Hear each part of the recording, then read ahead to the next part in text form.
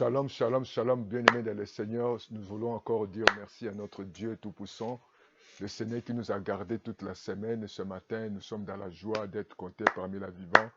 Et nous bénissons le Seigneur, nous l'acclamons, nous l'élevons, nous l'adorons, nous le glorifions, nous l'exaltons. Parce qu'il est un Dieu fidèle, il est un Dieu juste. Il ne change pas, il a ni nombre de variations. Il est le Père des Lumières. Voilà pourquoi, bien-aimés, nous allons chanter cette cantique pour la grâce de Dieu. Nous allons le bénir parce qu'il nous accorde encore le souffle de vie. Durant toute cette semaine, Dieu nous a protégés, Dieu nous a gardés, Dieu nous a conduits, Dieu nous a donné à manger, à boire.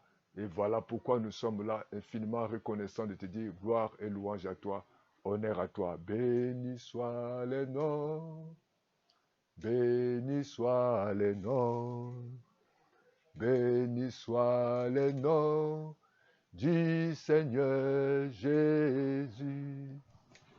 Jésus est le même, oui, toujours le même. Béni soit le nom du Seigneur. Élevons, élevons le nom, élevons le nom, élevons le nom, élevons le nom, élevons le nom du Seigneur Jésus. Jésus est le même, oui, oui, toujours le même.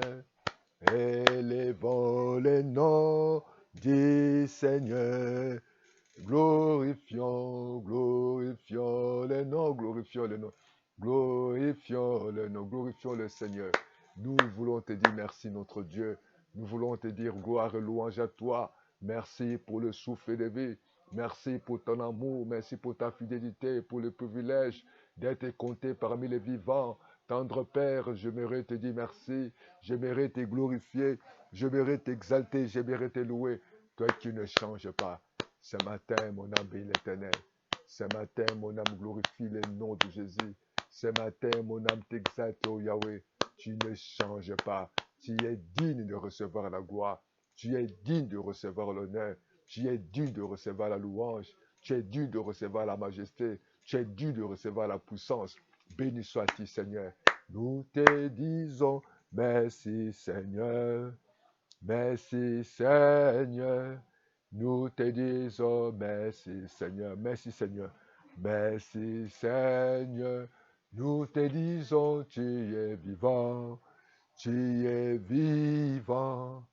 Nous te disons tu es vivant Seigneur. Nous t'élevons encore, tu es vivant. Nous glorifions ton nom Seigneur. Tu nous as pas laissé orphelins. Tu nous as laissé le Saint-Esprit, le consolateur, l'esprit de sagesse, l'esprit d'intelligence, de connaissance, de révélation. Nous avons besoin de toi, Saint-Esprit. Viens encore ce matin nous parler. Viens ce matin de manifester ta puissance. Viens guérir les malades. Viens délivrer, ô Saint-Esprit, les captifs. Viens libérer ceux qui sont sous l'oppression. Porte la paix, porte la joie. Au nom de Jésus de Nazareth, nous bénissons ton nom. Cher Saint-Esprit, nous avons besoin de toi. Cher Saint-Esprit, parle-nous. Cher Saint-Esprit, manifeste-toi. Cher Saint-Esprit, glorifie le nom de Jésus. C'est toi le orateur principal de ce matin. Nous avons besoin de toi. Alléluia. Oh, sois béni, sois glorifié. Sois élevé, adoré à jamais. Oh Jésus-Christ, il est Seigneur. Il est sorti du tombeau, il est Seigneur. Tout genou fléchira, toute langue confessera que j'ai. Adorons le Seigneur notre Dieu. Oh Seigneur, nous t'adorons. Nous t'élevons encore une fois. Nous t'élevons encore notre Dieu. Nous t'adorons le Dieu Tout-Puissant. Nous t'adorons le Dieu vivant. Nous t'adorons le Créateur de nos vies. Nous t'adorons Emmanuel. Nous t'adorons le Dieu qui est parmi nous. Nous t'adorons celui qui contrôle les temps et les circonstances. Nous t'adorons, ô Jésus. Oh, sois béni, sois glorifié, sois exalté. Nous t'adorons parce que tu es vivant. Tu ne changes pas. Tu es digne de recevoir la gloire. Tu ne changes pas. Tu es digne de recevoir l'honneur. Tu ne changes pas. Tu es vivant. Tu ne changes pas. Tu es puissant. Personne ne peut se comparer de toi. Nous te disons merci, alléluia. Sois élevé, adoré à jamais. Sois glorifié, sois exalté. Merci Seigneur Jésus. Oh, sois béni, sois glorifié. Au nom de Jésus. Merci Seigneur. Béni sois-tu. Bien-aimé, nous allons lire la parole Seigneur dans les livres de l'évangile selon Jean. Jean chapitre 5, les versets 1er jusqu'au 9e verset. Jean chapitre 5, du 1er verset jusqu'au 9e verset. Lisons la parole de après cela. Oui, après cela, il y a toujours un après dans nos vies. Vous devez savoir, il y a toujours un après. Dans la vie de chacun, il y a toujours un après. Jésus-Christ, nous voyons dans le livre de Jean, c'est là où Jésus-Christ a délivré la femme samaritaine, là où Jésus-Christ encore a guéri le fils d'un officier du roi. Nous voyons qu'après cela, vous devez savoir que toute chose a son temps. Après cela, sache qu'il y aura toujours après. Si tu vis dans les difficultés, si tu es dans les problèmes, si tu es malade, il y a toujours un après l'humiliation, un après abandon, un après maladie, un après le chômage, un après, un après, un après, un après. Il y a toujours un après où il y a toutes choses là, il y aura toujours après cela. Il y aura toujours des choses qui vont se laisser, qui vont partir. Sache que si tu vis quelque chose, il faut que tu le saches. Il y aura toujours un après. Il y a eu une fête des Juifs et Jésus monta à Jérusalem. Or, à Jérusalem, près de la porte des brebis, il y a une piscine qui s'appelait en hébreu Bethesda et qui a 5 portiques.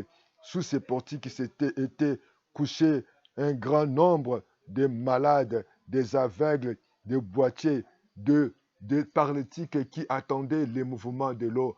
Car un ange descendait de temps en temps dans la piscine et agitait l'eau. Et celui qui descendait le premier, après que l'eau avait été agitée, était guéri, quel que fût sa maladie. Là se trouvait un homme malade depuis 38 ans. Je ne sais pas ton problème a fait combien de temps. Cet homme, son problème était 38 ans. 38 ans de souffrance, 38 ans d'humiliation, 38 ans de maladie, 38 ans de séparation, 38 ans de dépenses, 38 ans de séparation, 38 ans de noir, 38 ans des hôpitaux, 38 ans de situations horribles. Et cet homme, je ne sais pas quel est le temps que tu as passé, quel est le moment que tu as passé. Pour cet homme, ça peut être 38 ans. Toi, ça peut être une année, ou 2 ans, ou 5 ans. Mais la Bible dit qu'il y avait toujours un temps où Dieu a préparé son chose dans nos vies, Jésus. Ô Seigneur de gloire, ô Père éternel, il y avait toujours 38 ans. 38 ans pour le problème, 38 ans pour la situation, parce que Dieu voulait agir dans sa vie. Oh, il y avait 38 ans. Il y avait 38 ans. Il y avait 38 ans parce que Jésus voulait voir des choses. Il voulait se manifester. Il voulait manifester sa vie. Il y avait toujours 38 ans. Alléluia. Alléluia. Oh, alléluia. Merci Seigneur de gloire. Il faut que tu le saches. C'était 38 ans que son problème est passé. Mais la Bible dit, Jésus l'a vu coucher. Et Jésus te voit coucher. Jésus te voit là où tu te trouves. Jésus te voit avec ta situation. Jésus te voit. Même si tu t'es caché quelque part. Même si les gens ne te voient pas. Mais Dieu voit. Jésus voyait. Jésus qui n'était pas avec cet homme. Mais il savait que cet homme souffrait pendant 38 ans. Oui, bien-aimé dans le Seigneur. Même si ton mari t'a négligé. Tes parents, ta femme, ton chef ne te néglige. Mais Dieu connaît ta situation. Connaît ce que tu es en train de vivre. Dieu connaît ta situation. Dieu connaît réellement combien de dépenses que tu fais pour ta santé. Pour cet homme, c'était 38 ans.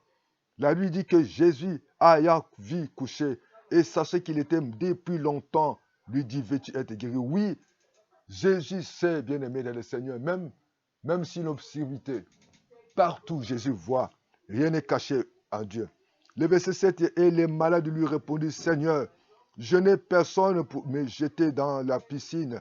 Quand l'eau est agitée et pendant que j'y vais, un autre descend avant moi. Oh, bien-aimé dans le Seigneur, on peut se poser la question, mais ce monsieur était malade. Est-ce que Jésus ne voyait pas pourquoi? Jésus sait, mais la réponse de ce monsieur a trahi que ce monsieur avait un problème. Quel est le problème? Parce qu'il sentait qu'il avait personne.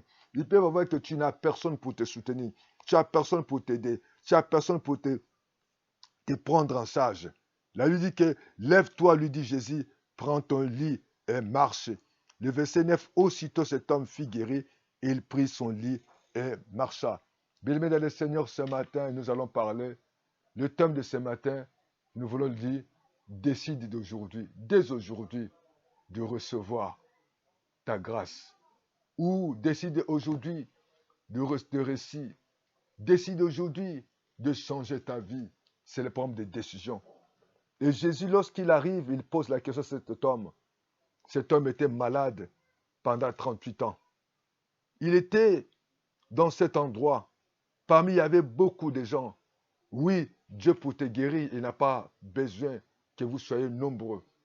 Dieu pour te soutenir. Dieu pour t'intervenir. Dieu pour te visiter. Il y avait beaucoup de gens. Mais Dieu a vu seulement cet homme. Et ce matin, Dieu te voit là où tu es. Dans cet endroit, cette société, c'était si tu es malade, tu dois aller chercher la guérison dans cet endroit. Bien-aimé dans le Seigneur, ce monsieur s'est pointé dans cet endroit pendant 38 ans de souffrance. Et cette maladie était comme maladie incurable. Tout le monde qui souffrait de la maladie incurable, il devait se placer dans cette piscine où l'ange devait venir agiter l'eau. Les hommes qui étaient là dans le désespoir. Aujourd'hui, ta situation de médecine est déclarée incurable. Ça ne peut pas marcher. Tu as tout essayé. Tu as pris des médicaments. Tu as fait des examens. Tu as sillonné le monde entier pour changer ta situation. Tu as changé des options. Tu as changé de pays. Tu as changé de partenaire. On a déclaré c'est incurable. C'est impossible. Et la Bible dit, Seigneur, cet homme, il allait chercher la solution. Et que c'est cette piscine, il était dans le désespoir. C'était forme l'image d'échec. Il est de tous les temps, il est resté dans cet endroit. Je ne sais pas, tu es resté dans cette situation combien de temps. Je peux dire, fini pour moi. Je ne peux plus être guéri. Fini pour moi. Ma situation est devenue impossible. Fini pour moi. Je n'ai personne. Oui, tu as personne, mais il y a un Dieu au ciel. Et Jésus, lorsqu'il se présente devant cet homme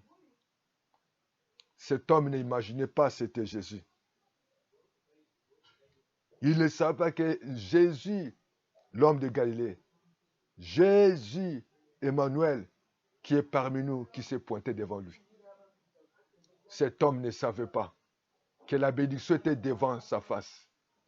Et aujourd'hui, tu peux vivre la même situation. Tu vas à l'église, mais tu ne sais pas. Tu vas prier Dieu, tu ne connais pas comment Dieu agit. Voilà pourquoi Paul a dit que notre intention soit renouvelée, de connaître la volonté de Dieu qui est parfait, agréable et bon. Il faut que nous soyons renouvelés. Renouvelle ta façon de voir, renouvelle ta façon de parler, renouvelle ta façon de penser tel qu'il est. Les pensées de Dieu ne sont pas nos pensées. Les voix de Dieu ne sont pas nos voix. Cet homme, là où il était, il ne savait pas. Beaucoup de gens ne savent pas la main de Dieu. Beaucoup de gens sont distraits dans leur vie. Au moment où Dieu veut agir, au moment où Dieu veut les bénir, au moment où Dieu veut les visiter. Mais ces hommes, ces femmes sont restés les mêmes. Ils se posent la question, est-ce que le Dieu là existe? Est-ce que le Dieu là peut me libérer? Est-ce que le Dieu là peut me guérir? Est-ce que le Dieu là peut me pardonner? Vous allez à l'église, combien de personnes souffrent, ne connaissent pas la puissance de Dieu, ne connaissent pas la volonté de Dieu, ils ne connaissent pas la grâce de Dieu, la grâce qui est devant eux, la grâce qui se prend devant leur vie. Combien de gens que Dieu les a envoyés la grâce, combien de personnes que Dieu les a envoyés, des hommes ou des femmes, sans se rendre compte. Mais c'était la grâce de Dieu. Tu dois prier, tu dois demander la direction, tu vas demander la sagesse, le discernement, de connaître la pensée du Seigneur. Combien de personnes ont perdu, ont raté leur manée, ont raté leur destinée, ont raté leur bénédiction, ont raté leur vie, ont raté la main de Dieu, ont raté la faveur de Dieu parce qu'ils ont mis des choses en imagination. Que ma vie restera la même. Je ne serai jamais. Je ne serai jamais béni. Je ne serai jamais marié. Je ne serai jamais. Dieu m'a oublié. Dieu ne t'a pas oublié. Enlève tes imaginations. Enlève tes pensées impures. Change ta façon de parler. Change ta façon de voir des choses. Renouvelle ta pensée. Renouvelle ta façon de voir des choses. Et la Bible dit des livres d'Éphésiens 3 La sagesse, connaître la sagesse variée de Dieu. Il faut connaître la sagesse variée de Dieu. Les disciples, pendant qu'ils étaient avec Jésus, ils commençaient, lorsque Jésus marchait sur l'eau, et ils commençaient à crier, fantôme, fantôme, parce qu'ils ne savaient pas. Ils ont vécu avec Jésus, mais ils n'avaient pas vu un jour la face belle de Jésus, la face des miracles de Jésus. Il est temps de saisir la grâce de Dieu qui est devant toi. Il est temps de décider que dit Seigneur, tout est possible à toi. Tu peux changer ma vie. Et Dieu peut changer ta vie maintenant au nom de Jésus. Cet homme avait mis dans son cœur l'idée d'échec parce qu'il n'avait personne. Cet homme avait vu que sa vie ne marcherait pas. Sa vie ne restera la même. Oh bien-aimé, tu ne pouvais jamais. Tu dois changer ta façon de faire. Tu dois changer ta façon de parler, de visualiser. Parce que cet homme avait l'idée d'échec, non de succès. Parce qu'il ne savait pas que Jésus-Christ était devant lui. Et c'est Jésus qui était là pour changer l'histoire de sa vie. Jésus qui était là, il était son espoir pour la déception. Jésus lui pose cette question. Tu veux être guéri? Cette question que je te pose ce matin, est-ce que tu veux être délivré? Tu veux avoir la paix, la joie? La réponse de ce monsieur, le monsieur a répondu, son grand souci, je n'ai personne. Et cet homme ne savait pas c'était son jour. Ne savait pas Jésus-Christ était devant lui la solution à ses problèmes. Et ce matin, prends la décision de changer ta vie. Prends cette décision par rapport à ta situation. Et Jésus lui pose cette question. Ça montrait que lui, il avait un problème sérieux. Ça montrait que lui, il avait des difficultés. Et voilà pourquoi la réponse était la réponse de désespoir. Parce qu'il avait mis sa voix. Il avait des idées erronées, des pensées impures, que comme il n'y a personne, il ne réussira pas. Il faut que tu le saches, Dieu peut te bénir sans passer par les hommes. Dieu peut te bénir sans faire comme tout le monde. Tu n'es pas tout le monde. Certainement, tu es en train de chercher un mari. Dieu peut te donner un mari sans passer par de manière où tout le monde connaît. Dieu peut te donner la guérison. Il y a des fois pas par la médecine, ou par l'hôpital, ou par la foi. Ça dépend de la souveraineté de Dieu. Change ta voix. Change ta façon de parler. Change ta façon de voir. C'est encore possible avec Dieu. Cet homme croyait il avait plus d'espoir. Cet homme avait plus la paix. Cet homme croyait que sa vie, son problème était incurable. Mais Jésus arrive. Et ce matin, Jésus arrive dans ta maison, dans ta chambre. Là où tu te trouves dans la voiture, ou dans le métro, ou dans l'avion. Jésus vient te poser cette question dans ta maison. Est-ce que tu veux être guéri? Et Jésus te pose cette question pour t'amener à changer ta vie. Et de ne plus regarder les autres. Mais Dieu est capable de faire au-delà de ce que nous demandons, nous pensons. Il est capable d'agir parce que tu ne comprends pas. Entre dans la vision de Dieu. Entre dans sa volonté. Entre dans sa pensée. Entrez. Elle a dit dans sa parole, mes voix ne sont pas vos voix, mes pensées ne sont pas vos pensées. La parole qui sort de sa bouche ne retourne pas à lui, sans avoir accompli sa volonté. Et ce message avait cette idée d'échec, cette idée que c'était incurable et c'était trop tard. Mais l'homme de Galilée, Emmanuel était devant cet homme. Et Jésus lui pose cette question. Oui, il faut savoir que Dieu peut te bénir sans passer par toutes les mêmes voies. Il est souverain. Il est fidèle et juste. Et lui, il fait au-delà de ce que nous demandons, nous pensons. À lui soit la gloire, le règne. Et ce monsieur, lorsqu'il a demandé, a dit à Jésus que c'était impossible. Jésus lui ordonne 3 choses. Et ces 3 choses que tu dois faire, tu dois obéir à la parole. Lève-toi, prends ton lit. Ce matin, Dieu te dit de recevoir cette parole. Tu as droit de parole. Deuxième chose, tu dois croire à la parole de Dieu. Et la troisième chose, et cette parole, tu dois l'appliquer. Et c'est là où tu vivras le miracle de Dieu. Le Saint-Esprit te parle. Il y a beaucoup de gens qui vont à l'église, ils n'ont pas la parole. Il y a beaucoup de serviteurs de Dieu qui n'ont pas la parole de Dieu. Ils t'attendent. Mais tu es l'unique. Cherche la parole de Dieu pour ta vie. Obéir à cette parole. Croire à cette parole et pratiquer cette parole. Jésus lui demande quelque chose d'impossible. Mais Jésus savait. Et ce matin, prends la décision d'être guéri, d'être délivré. Jésus exigeait une décision de la part de ce Messie. Ta position, prends la position. Tu dois avoir une position et prendre des décisions pour recevoir ton miracle. Oh, ce matin, le Saint-Esprit est en train de te parler. Prends la position et prends la décision.